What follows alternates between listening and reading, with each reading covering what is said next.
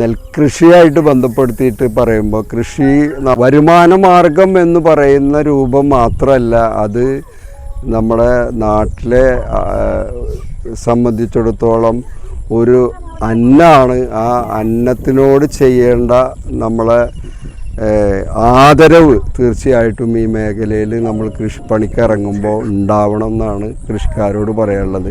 അതോടൊപ്പം തന്നെ നമുക്ക് ഉണ്ടാകുന്ന അനുഭവം വെച്ച് സർക്കാരിൻ്റെ സഹായങ്ങൾ ഒരുപാട് ഉണ്ട്. അതാണ് നമ്മളെ പുറത്തേക്കുള്ളതും കുറച്ചൊക്കെ എന്തുണ്ടെന്ന് പറഞ്ഞിട്ടുണ്ടെങ്കിൽ അത് സത്യമാണെങ്കിൽ കൂടിയിട്ട് പലപ്പോഴും നമ്മളെ ആവശ്യമായ സമയത്ത് പല സഹായങ്ങളും കിട്ടാതെ വന്നിട്ടുണ്ട്. അതാണ് ഈ മേഖലയിൽ കൃഷി ചെയ്ത അനുഭവം വെച്ച് പറയുമ്പോൾ. കാരണം ഒരു 4 വർഷം മുമ്പ് നട്ട് വളമൊക്കെ കൊടുത്ത സമയത്താണ് ബണ്ട് പൊട്ടി വെള്ളം മുഴുവൻ വന്ന് ആ കൃഷി മുഴുവൻ നശിച്ചു പോകുന്നത്. ഒരു സഹായം പോലും, ഒരു നഷ്ടപരിഹാരം പോലും അതിന് ഈ സമയം വരെ കിട്ടിയിട്ടില്ല.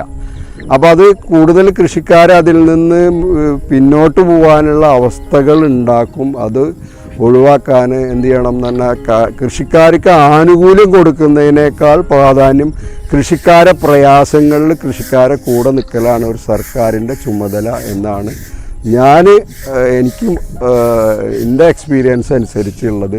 കൃഷിക്കാരും അതുപോലെ തന്നെ ആനുകൂല്യമല്ല, നമ്മൾ ചെയ്യുന്ന പ്രവൃത്തി ഒരു സത്പ്രവൃത്തിയാണെന്ന് കണ്ട് അതിനനുസരിച്ചുള്ള കാര്യങ്ങൾ കാർഷിക മേഖലയിൽ ഉണ്ടാവണം എന്നാണ് കൃഷിക്കാരോട് ആവശ്യപ്പെടാനുള്ളത്.